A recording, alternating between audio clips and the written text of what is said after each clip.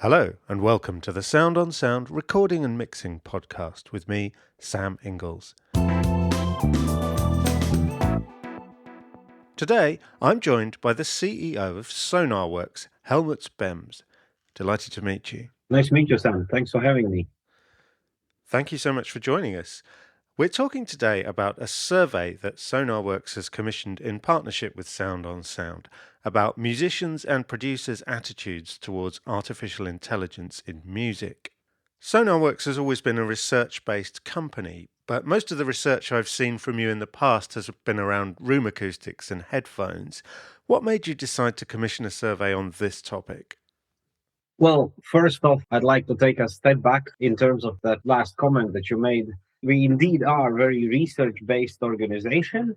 We do technology-wise, we do a lot of we call deep tech research. So there is a fundamental sort of technology aspect that we are working on. Some of it is cutting edge that's never been done anywhere else. So there's that part.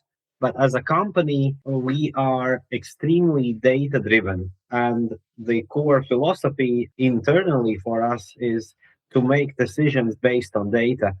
When you work in the field of audio, most often you come across, golden ear concepts where somebody, with a label of golden ears ultimately gets to decide what is good or bad. And there's nothing wrong with it per se, but as our company principle, we very early on decided that we will, as much as possible, try to base our decisions business wise or technology wise on data. So, a big part of what we do, we try to kind of make the decisions based on data, which means we have to gather data in the first place about all aspects. And that goes technology as well as business. So, I think relative to other companies, we do gather quite some more data for decision making. And that also affects the business side of things. So we do a lot of research on market, users, their habits, and how they feel about things. So that's an ongoing thing. And then slightly more than a year back, when we were thinking of starting to go into AI tools for music production, it naturally started with a lot of research into the field. And last year, we published a white paper on the state of AI for the music making. And that was sort of qualitative research. So we kind of went into having lots of interviews with people going in the details of how they feel. But we were trying to kind of get the pictures of how the field looks at that moment. So we felt at that point, kind of qualitative research going deeper with fewer people made more sense. And now we launched the product Voice AI more than a year ago, I think year and a half. And now we felt like it's a good time to look at the topic quantitatively, like continuing that research that we had in the field.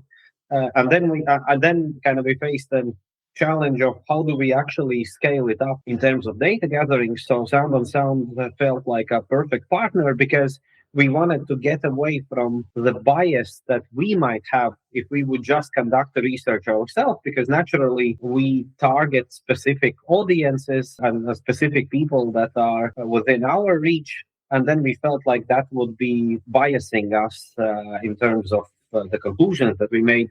So Sound on Sound felt like a really good partner in doing this. And then, yes, we scaled it up. And kind of in a nutshell, we got to 1.2 thousand users that were surveyed.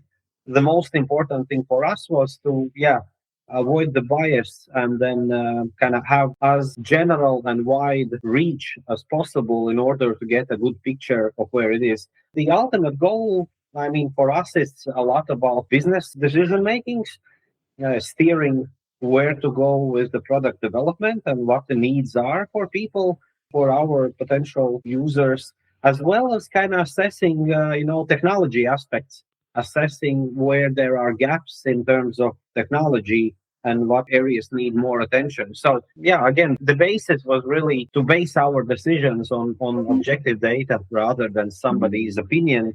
And when it comes to AI, naturally, there are lots of opinions around, right? And people can get quite emotional about the topics, and that includes us as well. So our goal was to get to a more objective reality. Absolutely. People sometimes divide AI tools into two categories. There's assistive AI and generative AI. Assistive AI tools are ones that help human creators do their job faster or better, whereas generative AI tools are ones that to some extent replace human creativity. Do you think that's a helpful distinction for understanding AI? Yes, well, that's a very good question. This kind of division into these two groups was the one we came up with when we did our first research like 2 years ago, the qualitative one. And then this way of looking at AI products really came out of that kind of research. I think it's still a really good way of looking at things. I do feel like borderline between these two use cases is somewhat getting more blurred at the moment, and I believe it will get more blurred going forward. And I think I'll give you a very specific example of where I think it kind of, where is exactly this middle line. We are not yet there, but I think it's just a matter of time when we'll start getting products in that gray area in between. Let's say, let's first define the two extreme examples. One is fully generative content, which my definition of that is those are tools that basically only have prompt as an input, which means the whole creative process gets done by AI and AI just fully generates the end content. And then on the other hand, you have AI assisted, which is people are still making the decisions and AI is just assisting humans as a tool. Let's say some mastering tool or mixing tool or restoration tool that just maybe sometimes takes care of the technical aspects of the things. And to me, a good example of something in the middle would be, let's say, imagine that you are just sitting down and playing your whatever instrument that you would be playing, let's say, as a practice session, and you have AI to play along with you. Let's say, as an example, you play guitar, and now you have AI accompanying you with a bass guitar. And that would be, to me, an example exactly right there in the middle. It's still you kind of participating in the process, but it's also AI generating something fully, but then in line with you. But I think the division in these two categories is still a good one because we are technologically not there yet in terms of these products in the middle. But I'm sure that they will eventually emerge. It's just a matter of time. Absolutely. And one interesting thing I think we're witnessing with AI is the emergence of new categories of tools. For instance, there are AI vocal tools that are, on the one hand, restoration tools in that they're designed to work with a compromised source, but they're also creative tools in the sense that they're resynthesizing the voice from scratch. They're not restoring the original recording. Do you think we're likely to see the emergence of more novel tools in this space? Yes, at the moment, I don't feel like I'm a good person to kind of predict what those are. I think those use cases will be kind of really new, and I'm sure that they will emerge, but I wouldn't be able to kind of give you a list of what those are. If I would be, we will probably be working on those tools. Yeah. Yeah, so back to the survey then. I mean, what we see from the results of the survey is, like you said, we had more than 1,200 people participate, of whom the majority are professional musicians and producers. Um, about 1/5 of those identify themselves as early adopters, and about the same proportion are already reasonably heavy users of AI tools. But the largest proportion would describe themselves as just beginning to experiment with AI. Do you think we're at a sort of tipping point with the technology here? Yeah, and that was probably one of the data points that I was mostly interested in. Like internally, we have had a lot of debate in terms of where the technology actually is in terms of adoption. And I think what this survey now shows, let me just go through some of these key numbers. So basically, out of the surveyed professionals, nearly half, 48% were saying that they are occasional experimenters and 20% said they are regular users. Another 13% said that they are planning to adopt, and only 18 said that they are not interested. Now, I think the context, at least for me, is that these tools appeared in the market like really maybe 2, 3 years. That's where I think, I mean, sure, there were some tools that were early on, but I think the adoption really started let's say it's been just 2, 3 years into these new products. And what it seems like is that we have a solid 20% that has actually adopted the tools already. And that, of course, corresponds to early adopters, which is a product life cycle kind of theory, right? Like most people have heard about it. There is a normal distribution usually that happens as new products get adapted. It's a bell curve. So initially it starts slower as early adopters are testing out the product. And then when they are finished testing and kind of have the first reviews, then there is early majority that starts using the product. And then by the time that half of the users have adopted, you have like late majority that starts looking at the product. And usually, actually, these product life cycles take quite a bit of time. It can be decades for this to play out.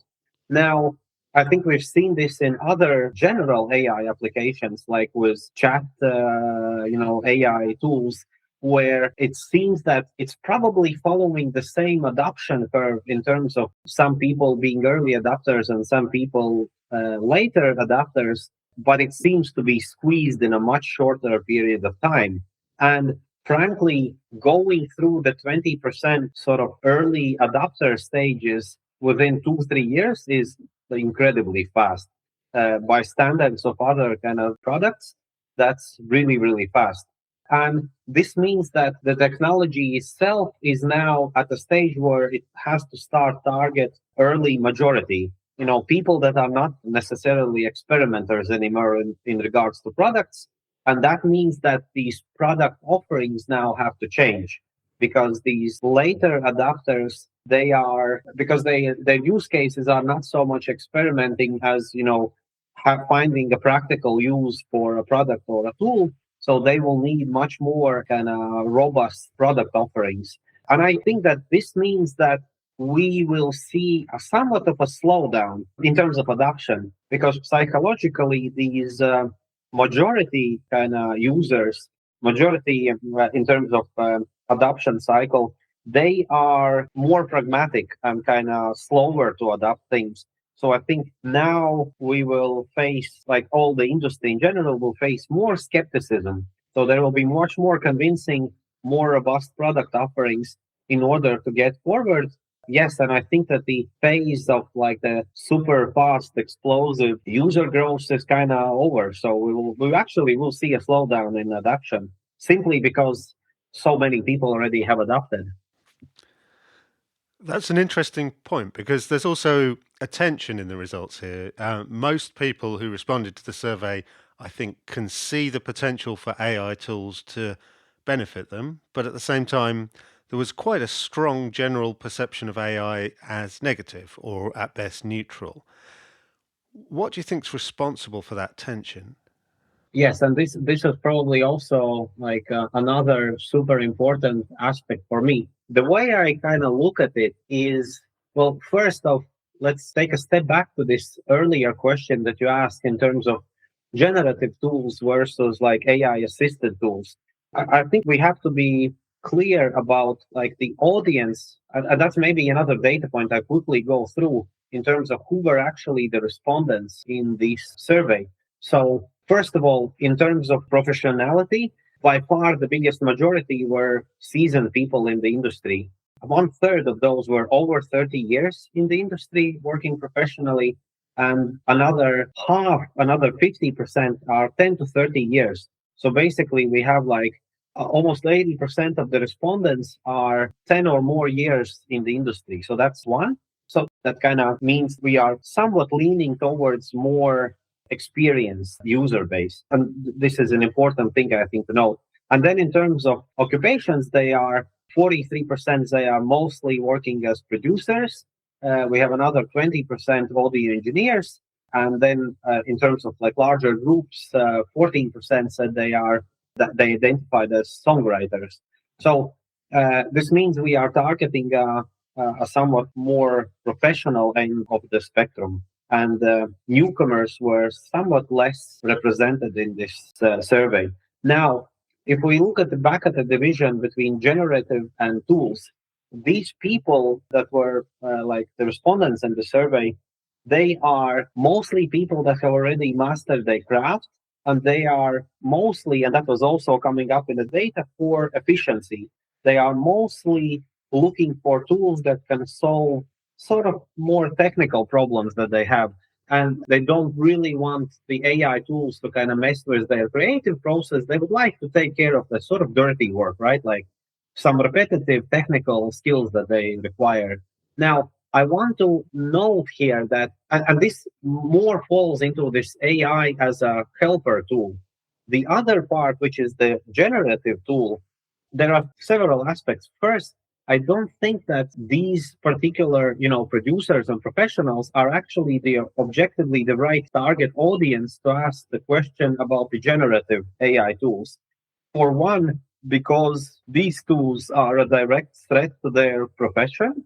I mean, if generative AI, completely takes over, ultimately, cuts out the creative process, and this is what these people do. So there is naturally a bias there, where they are leaning towards AI as assistive tool, and of course, for us as a company making such tools, that makes perfect sense. However, generative tools, I think, are still a risk, and I think that I think the skepticism that people have is mostly coming out of the fear that the generative, how the generative part of AI technology is going to evolve, and if it eventually takes over, I mean, it threatens that creative profession that we all love, and that's, I think, is the fundamental aspect of the skepticism. The other thing that really showed up in the survey was, I think, the ethics behind it.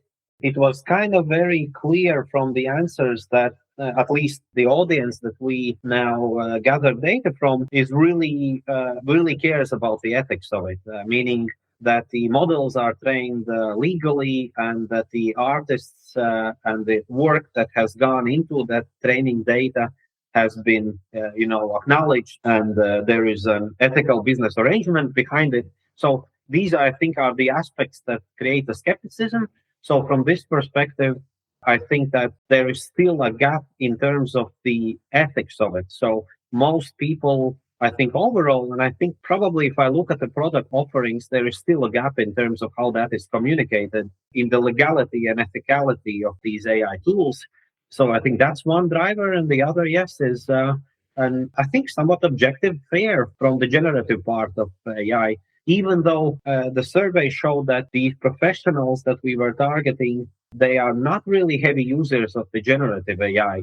I was expecting somewhat those use cases to be bigger, but it seems like, if I now recall the data, only 20% of the users reported that they are using the generative tools, and that doesn't mean that they generate the full content out of it.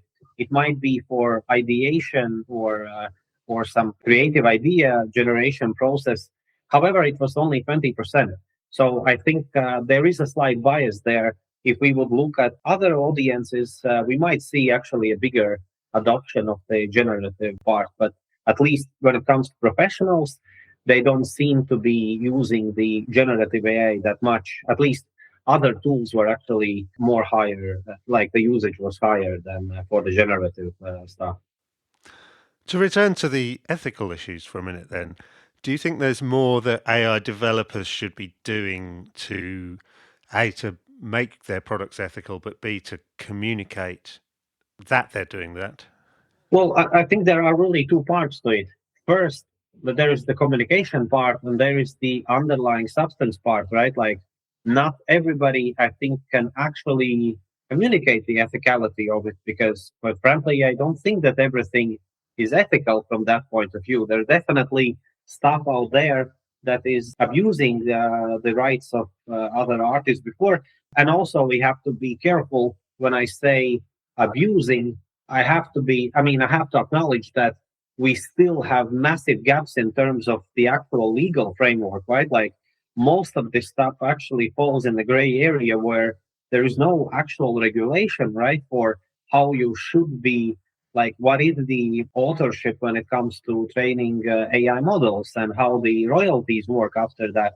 So I think there is the actual gap in terms of the legal framework.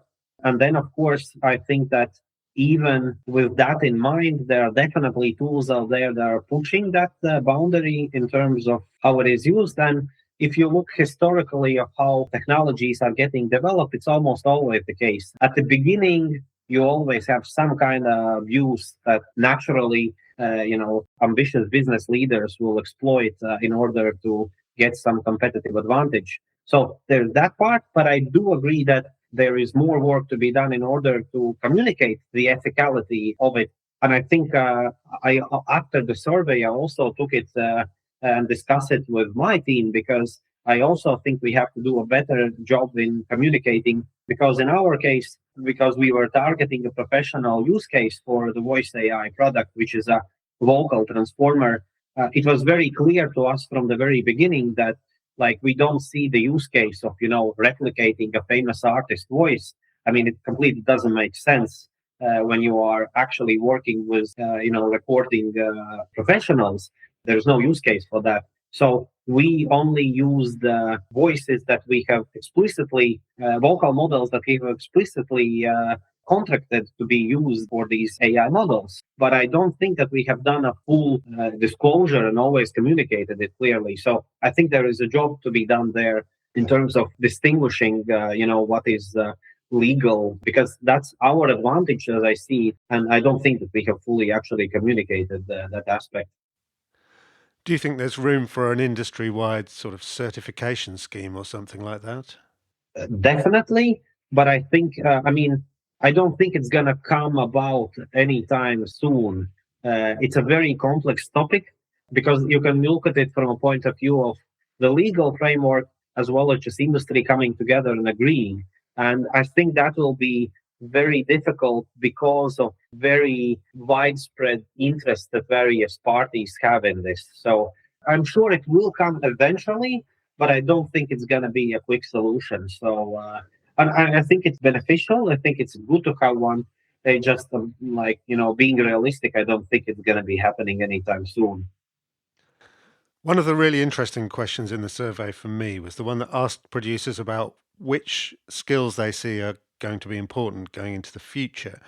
And there seems to be a perception that what you might call power user skills, such as the ability to do detailed manual editing, are going to become less important, but that it's really important to maintain top level creative skills, musicality, critical listening, songwriting. And there's also a strong emphasis on skills like networking, marketing, and the ability to work with other media, such as video.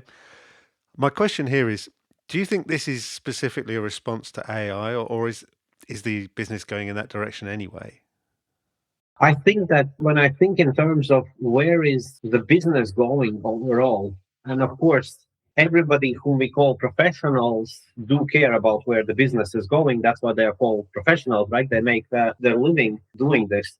So I do think that where business is going mostly relies on where AI is going. I mean, frankly, that's the elephant in the room. Like, even if you don't talk about it, I don't think it's realistic to look out 5 years into the future and not have a major AI aspect into that future, right? At Sonarworks, we are in the process of planning out for 26 and beyond. We usually plan in a 5 year time frame. And then for the last days, I've been sitting and kind of trying to think of how the industry looks like in 5 years. And there's just no way around it. Like, I can't even fathom a world where in 5 years AI is not playing a massively bigger role. And I think that even if you haven't explicitly formulated it yourself, any professional, I think, feels it and understands that that's the big play. So I think when it comes to people thinking about their skill set and what they have to develop, even if they don't explicitly formulate it like that, I think it's mostly actually influenced by AI or the perceived threat of it. And as far as I've spoken to people individually, yes, I would say that the number one emotion that I get is fear. Like, I would kind of put it in the fear category, fear of the complete unknown and fear of like this technology being massively disruptive, right? Like more disruptive than any other that has come before. And there have been quite a lot of disruptive technologies in the music industry I would put it that the music industry in this regards is one of the most violent industries I've ever seen. Like the disruptions that this industry has been going through basically every 10 years are just incredible. And that is what's driving people in terms of the view they view skills. And it was kind of surprise to me. What I took, as the most important takeaway is this multimodality out of the answers, meaning most of the professionals are thinking that in the future they will not be doing their professional, well-being is not dependent on just, being professional in this one skill. They have to master variety of skills. And I do think that that's exactly, I mean, that would be exactly my perception of what AI does to the industry, because AI is going to enable people to become more efficient, and you will be able to do much more than what you are doing right now, which means that like the individuals that will be kind of top of the line in their profession, they'll be able to do a lot of things. And this multimodality means people will be better at communication, marketing, technical skills, creative skills, so all variety of skills. So I think that in this regards, the future seems to be the opposite of being highly specialized. So I think this is the kind of high level net takeaway for me, is that at least that's what most of the professionals are currently thinking, is that they have to go beyond just narrow specialty skills. I wonder if it would be interesting to learn more about people's attitudes towards generative AI in other fields, because it seems to me that if you're a musician, the prospect of generative AI replacing your role is pretty scary, but the prospect of generative AI allowing you to make a music video without hiring a whole team to do it is quite appealing. And I imagine that the same thing works in reverse. If you're a video maker, the idea that you no longer have to hire a composer to make a soundtrack for your video is somewhat appealing. Yeah, completely agree. Yeah. And one interesting thing that comes out of this survey as well is we asked about the impact of AI in relation to different musical genres. And there seems to be a perception that the impact of AI is going to be quite strongly genre specific. People seem to think that genres like jazz and blues are quite resistant to AIification, whatever that means, whereas something like EDM or ambient music is much more vulnerable. The thing I find interesting there is that when I go on YouTube and I listen to AI music, what people are actually making with tools like Suno and so on, is I hear loads of blues, right? And it's quite convincing. So are the results of the survey sort of out of step with reality here, do you think? Frankly, I do think that this aspect is rather biased, meaning I can just speculate of where the bias might come out from. I think that, when you look at genres like jazz or blues, they are more, I mean, they are kind of the peak of the creativity, right? In a way, of the human creativity. Not in a, I don't mean it in any way kind of putting down other genres and saying that pop can't be creative, but in terms of, let's say, complexity of improvisation, right? Like, which many people will associate of this deeply humane skill of, right? Like a jazz band getting together and doing like a live improvisation, right? And that is, I think, perceived by many as this, the complex aspect of creativity, and it feels like the one that machines will be less likely to replicate. But I frankly do not think that that is the case with machines. I think they will be actually pretty good at those complex genres as well. From a music theory perspective, complex genres, I think the machines will actually be as good. So the bias might come from the human perception that this complexity, that creative complexity, is difficult to replicate. Nobody knows for sure, but I think that there is a bias there in terms of what we as humans, as a group, kind of perceive as complex or not complex for machines to replicate. So there might be a surprise in that. But your question kind of drives me to another aspect that I would like to maybe kind of discuss a little bit in terms of, and that was what I have been thinking for the last few days, is like, how does the industry look like overall in 5 years? At the moment, and here's my take, like just, from the last days of thinking. At the moment, we are mostly in this new like streaming era, right? Like we went from the CD era into the streaming era. We are, I think, fully kind of into that new paradigm, which is basically you have all the music stored in the cloud, right? And then people can access all this music and listen to it. But the paradigm is still we are creating albums and individual songs and grouping them into playlists, and then people are consuming those. And the use case is still a lot of people choose genres or artists, and then they, via those selections, they get to playlists. I don't know. The playlist can be my early morning, but then it's going to be comprised of certain songs. I think fast forward, like we will have, I see at least two distinct modes of how the music will be consumed. One is probably still going to be the same paradigm in terms of songs created by artists and maybe grouped in playlists or albums, but the other is going to be just purely real time generation based on the context. Meaning, if I wake up in the morning, then my musical AI agent knows generally what I want in the mornings or what I want while I work and want to focus. And then it will be generating the music kind of real time. And probably that actually gets away from the concept of songs as such, because why actually have the interruptions in between, right? Like if you're in a deep focus mode and you are working, that music in the background might just be a continuous flow without actual interruptions in between. And that's a completely different mode of how to think about music consumption. And I think that sort of we will have these two worlds will gonna emerge. So you will still have quite a lot. You will still have artists creating songs for the sort of the song listening mode, and you will have AI agents actually creating some stuff on the fly. So I don't know where the division stands in terms of which one is going to be bigger and whether it's 50-50 or whether one is much larger than the other. But that, I think, very much changes how we might be even consuming the music. And this then comes to the question of, and that's an important question, if we want to further investigate the generative aspect of AI, whom should we actually even ask the question? My feel is that the professional producers are maybe not the right audience for that. It's probably the consumer and trying to understand the mental patterns that the consumers have and how they would be sort of open or not open to that kind of listening. And then probably the distribution platforms, meaning the current streaming platforms, maybe the big tech companies. And there you will instantly have some bias if you try to kind of get the objective answers.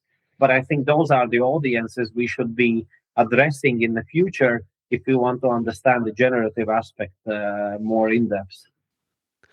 Interesting stuff. I was interested by one thing you mentioned there about the possibility of generative AI simply making the idea of a song redundant. And in a sense, that's just an extension of what happened with previous technological revolutions. All right. Like, the reason we have 3-minute singles is because they fit on a 45 RPM disc. And the reason pop music is like it is today is because of TikTok and or streaming and so on. So it's not a radical idea in a sense that technology shapes music rather than the other way around. But that's a pretty extreme example. Yeah. This has been a continuous development, meaning, you had the album largely defined by the physical reality of the product, right? You were fitting them on the vinyl or on the CD disc, and there was a specific format limitations for that. So you actually have an album concept out of it. But when you think in terms of, let's say, you roll back 300 years, I don't think that the Mozarts and Bachs and whoever had the concept of albums, right? Like the album in this way is a completely artificial creation out of the technological sort of limitation.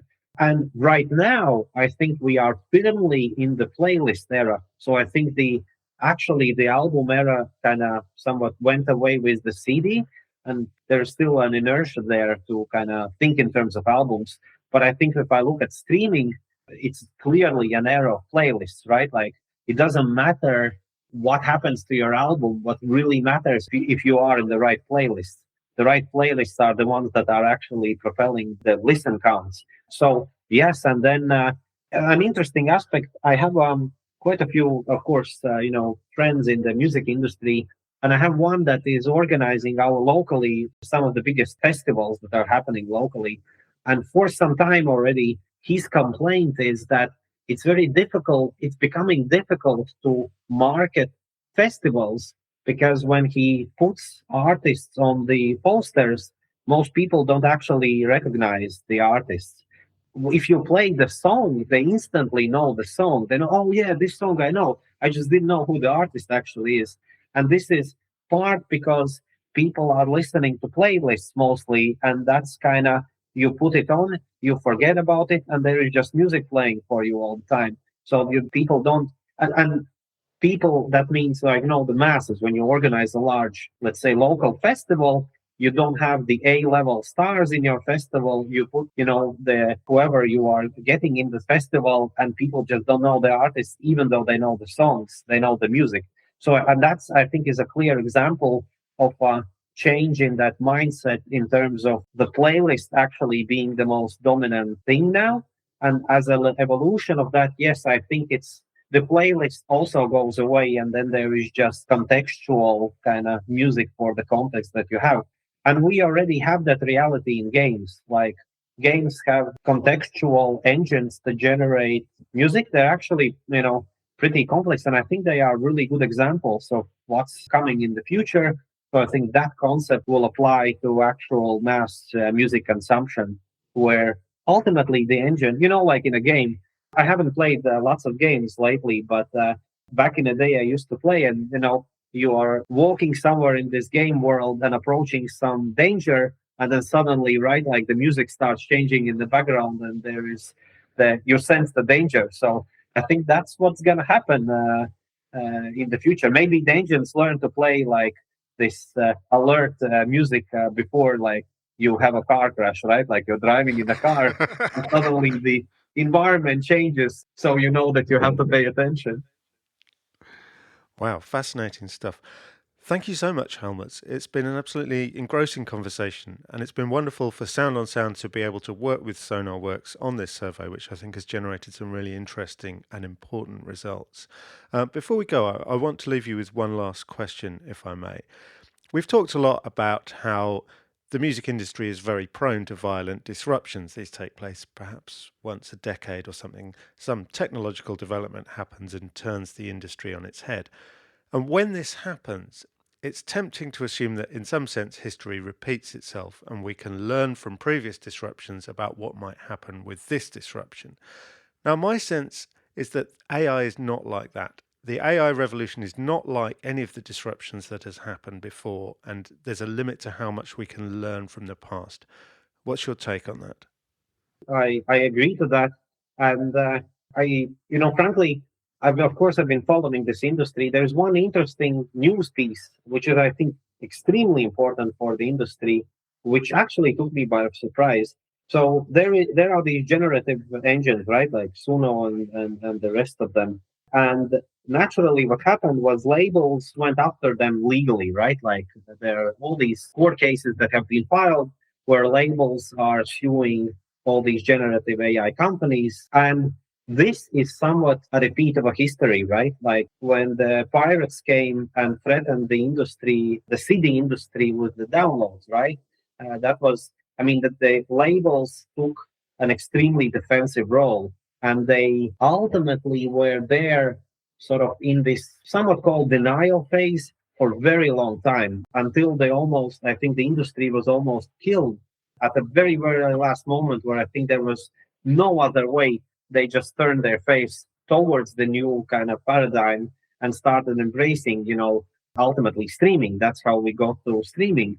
But the industry went down. It lost two-thirds of, right? It went from, I think, 20 billion in terms of record revenues to something like eight or so, like a factor of three. And it took a lot of time.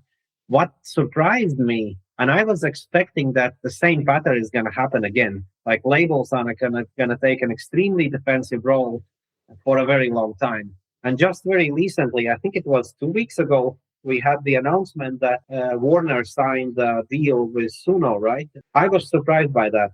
And I think that is, to me, that was not a repetition of the history, meaning that they seem to come to face the reality much faster than in the previous periods. Uh, I don't know, is it good or bad, and for who? Because it would be very important to, understand from whose point of view we are trying to look at the question. But at least this seemed to be like, for at least for me, stepping out of the historical pattern and the sort of incumbents, which I would say labels are the dominant force at the moment in the industry, took a much more proactive role kind of into dealing with this. So that is a small nuance in terms of not repeating the pattern. And yes, I think the essence of the AI is different. The biggest reason being that the previous disruptions were mostly formats. It were the formats that were sort of the most disruptive, like going from a CD to a download. And of course, there was some change in the creative process in a way as the formats changed, but those were kind of nuanced. Like these disruptions never affected the really core of the creative process, maybe with the exception of the onset of the recording industry itself, meaning at some point in the history, and I'm too young to kind of pinpoint the exact decade when it happened, but initially engineers were kind of completely left out of the creative process. And then at some point, as these digital technologies started to evolve, you had the actual recording engineers and mixing engineers taking a very active role in the creative process itself, because technology became kind of intertwined with the musicality of it. I mean, the musician, just does the instrument playing and singing, but then there are all the technologies like reverbs and delays and effects that were put on. So engineers became like the part of the core process. And that was, I think, an example where the technology shift was affecting the creative process. Then, let's say, a change from a CD to a download, that's a pure format kind of play. AI is definitely is less so of a format and more so of a creative process change. But there's also a format. So I think in this respect, it's going to be more disruptive in different ways than any of the previous generations. And I do think it's extremely difficult to predict where it actually takes us. But yes, I think it's gonna be a different disruption process. And I don't think that history is actually a good guide here for what's to follow. We live in interesting times. Thank you so much, Helmuts.